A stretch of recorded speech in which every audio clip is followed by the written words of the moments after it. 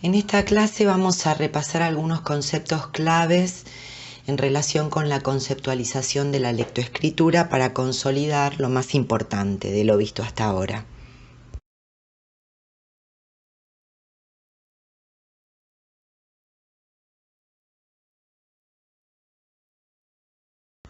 Resumiendo lo que han leído hasta aquí, lo que han visto seguramente el año pasado, podemos ver que existen tres grandes niveles en la construcción que se va haciendo progresivamente respecto de qué es o qué valor tiene la escritura. En el nivel presilábico, si bien al comienzo puede ocurrir que algunos niños no comprendan que la escritura remite a un significado, posteriormente todos descubren que la escritura representa algo que se puede leer e interpretar. La escritura puede representar en este nivel nombres de objetos, conceptos o eventos del mundo. Pero lo que todavía no comprenden es la relación entre escritura y aspectos sonoros del habla. Ya en el nivel silábico, los niños descubren la relación que existe entre la escritura y los aspectos sonoros. Esto les permite construir lo que llamamos la hipótesis silábica, que significa que se comienza a establecer una correspondencia entre grafías y sílabas. En el nivel alfabético ocurre que la hipótesis silábica comienza a fracasar porque no sirve para interpretar todas las escrituras con las que el niño interactúa. Entonces comienzan a construir una nueva hipótesis que le permite establecer una correspondencia entre los fonemas, es decir, las unidades mínimas de la cadena oral, y las grafías necesarias para representarlos. Entre los diferentes niveles existen etapas de transición en las que conviven y se alternan hipótesis del nivel anterior y del siguiente. El más conocido es el de la transición silábica alfabética.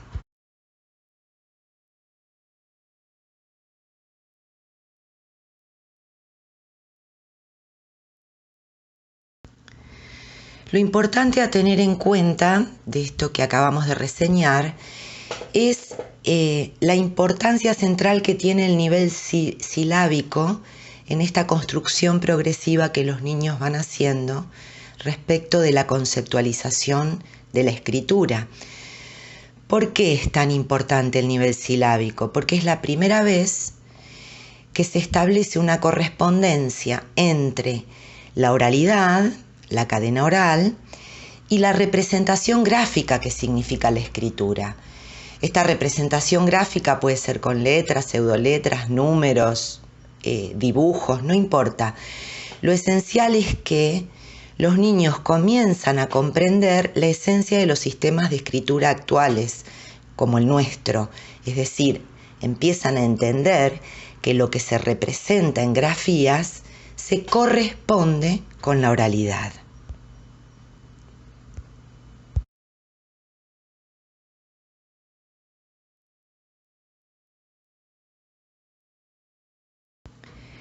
A partir de este corte fundamental que ocurre cuando el niño empieza a conceptualizar que la escritura es una correspondencia de la oralidad, podemos agrupar los tres niveles en dos grandes etapas.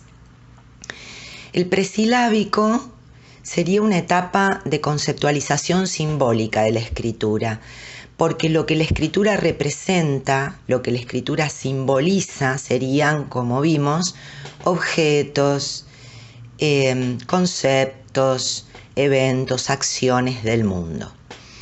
En cambio, a partir del silábico, incluyendo después al alfabético, estaríamos ya en una etapa que podemos llamar lingüística, porque la correspondencia que se establece es la que los sistemas de escritura convencionales que utilizamos poseen, es decir, entre la cadena oral y la grafía.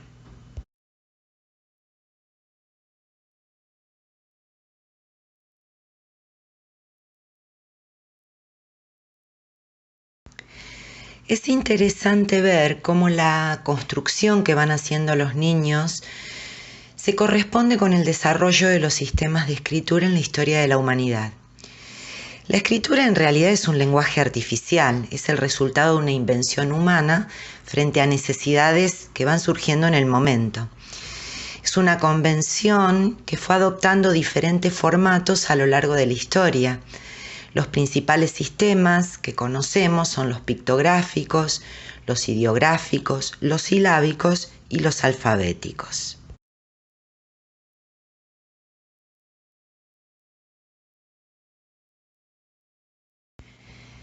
La primera representación que se conoce es la escritura llamada cuneiforme, que data aproximadamente del año 3500 a.C. y que consistía en pictogramas grabados en tablas de arcilla en forma de cuña. Un pictograma puede definirse en términos generales como un signo cuyo significado es el objeto que se representa. Estos signos se dibujan en el orden que corresponde a los objetos que se quiere describir.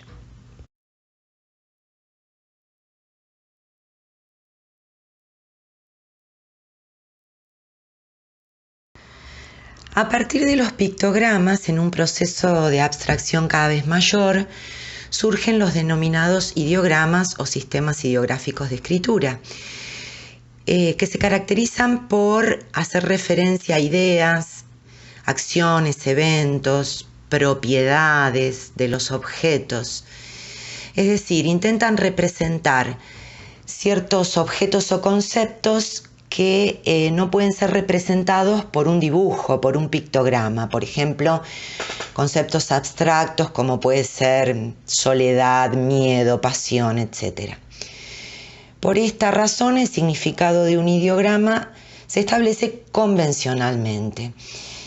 Y esta convención se hace evidente en un proceso gradual de pérdida de rasgos gráficos que van teniendo las unidades que sirven para representar lo que antes era el pictograma. Por ejemplo, si yo quería decir pez, representaba el dibujo de un pez. Estos rasgos de los objetos que se representan se van perdiendo en el dibujo. Por ejemplo, en la escritura china, el dibujo de un árbol representa la palabra árbol, es decir, actúa como un pictograma. En cambio, el dibujo de 3 árboles no representa las palabras 3 árboles, sino que representa el concepto bosque. O en súmero, el dibujo de una pierna estilizada adquiere el significado de estar de pie, es decir, se convierten en ideogramas. Cualquiera de estos dos sistemas que vimos hasta ahora tienen en común el hecho de que no se basan en el vínculo entre grafía y sonido. En ese sentido, un punto de inflexión muy importante en el desarrollo de la escritura fue que los ideogramas comenzaron a asociarse con el sonido de la palabra que representaban y derivaron en lo que se denomina fonograma o escritura rebus.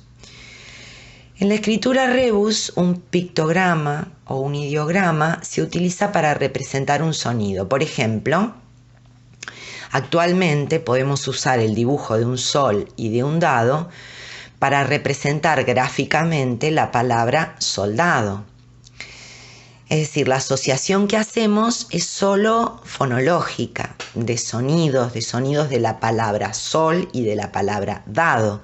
No existe ninguna relación de significado entre estas dos palabras y la resultante, que es soldado.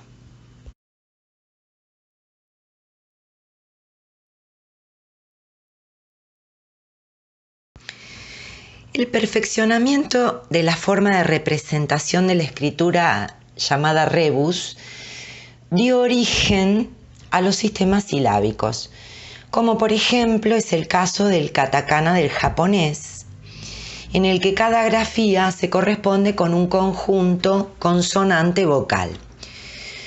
La mayoría de estos sistemas son en realidad híbridos porque combinan diferentes modos de representación. El japonés combina la escritura silábica con la ideográfica. El chino utiliza pictogramas, ideogramas y representaciones rebus.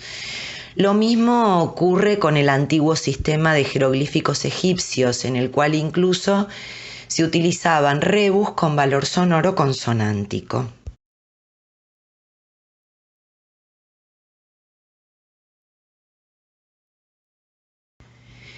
Finalmente, la invención más importante fue sin duda la escritura alfabética, creada por pueblos semíticos aproximadamente en el año 1500 a.C., y de la que derivan todos los sistemas alfabéticos conocidos que utilizamos actualmente.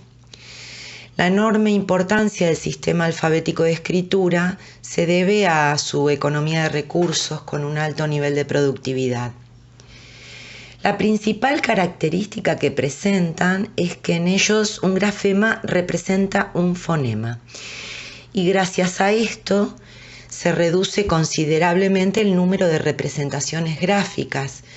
Piensen que mientras que los sistemas ideográficos requieren de una enorme cantidad de símbolos, por ejemplo el chino tiene más de 40.000 caracteres, los sistemas alfabéticos en cambio promedian en general las 25 grafías.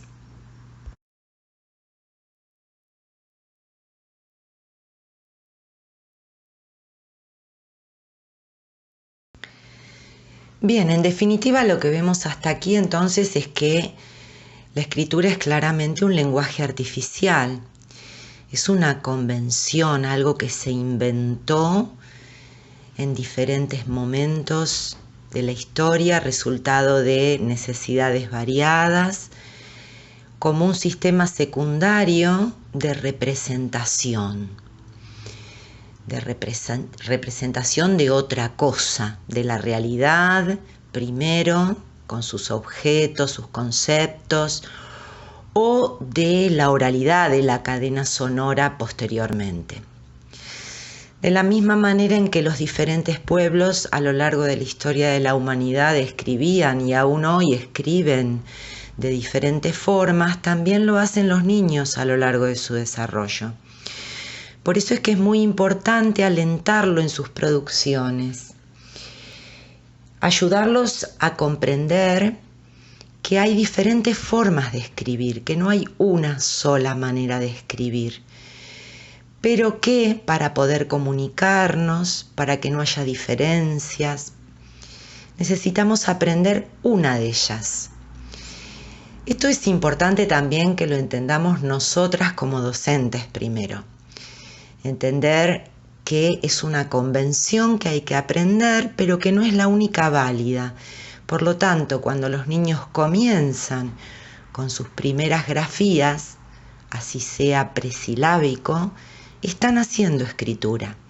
A veces ayuda mostrarles cuando están empezando a escribir diferentes representaciones de escrituras, como las que vimos acá, pictográficas, ideográficas, silábicas, mostrarles que no todos escribimos igual, más allá de que tengamos que aprender en un momento una escritura determinada. Para que los chicos aprendan a escribir, es importante que se sientan seguros y que escriban, independientemente de cómo lo hagan, para que puedan empezar a confrontar sus hipótesis con escrituras de otros, con escrituras sociales, para que puedan avanzar en la construcción de la escritura tal como la utilizamos actualmente.